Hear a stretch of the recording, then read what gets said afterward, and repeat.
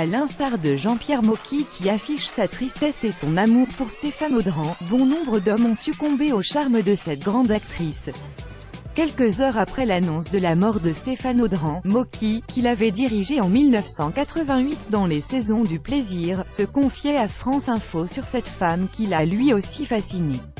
Au début de sa carrière, quand elle a rencontré Claude Chabrol, c'était à l'époque du magazine des Cahiers du cinéma et tous ces hommes, de Jean-Luc Godard en passant par François Truffaut à Claude Chabrol étaient tous, plus ou moins, amoureux de Stéphane Audran. Parce qu'elle représentait pour eux une figure du cinéma, raconte-t-il, en dépeignant une femme qui avait un côté star américaine un peu. Il y avait une rivalité entre plusieurs metteurs en scène qui voulaient la voir, qui voulaient être avec elle, assure même l'intéressé, et finalement Claude Chabrol a gagné.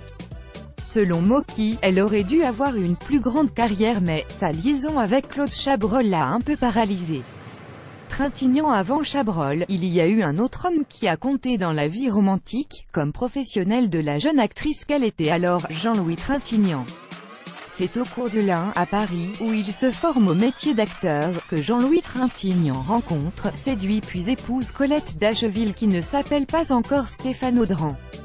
Leurs noces, célébrées le 18 novembre 1954 à Vincennes, voleront là et rapidement en éclats, lorsque Trintignant rencontre une certaine Brigitte Bardot, sur le tournage du film Et Dieu créa la femme, en 1956. Ce rapprochement, sulfureux, fera péricliter un autre couple, celui formé par Bébé et son réalisateur, Roger Vadim.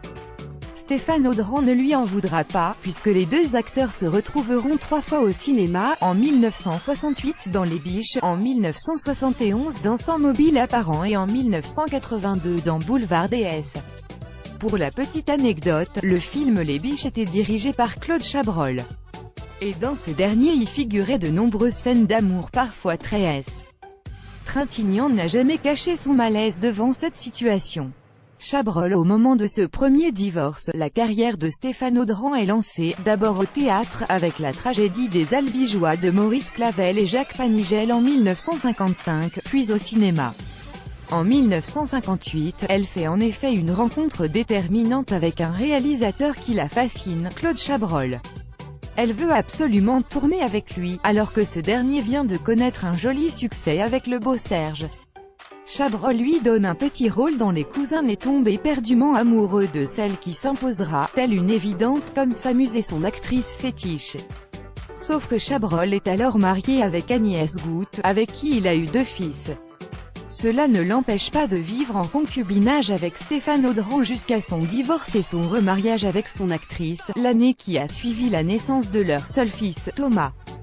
Stéphane Audran et Claude Chabrol tourneront ensemble 24 longs métrages ainsi qu'un téléfilm, y compris après leur séparation en 1980 lorsque Chabrol la quitte pour sa script depuis 1968, Aurore Pajot. Le réalisateur, décédé en 2010, aimait raconter que c'est son ex-femme qui l'avait poussé dans les bras de sa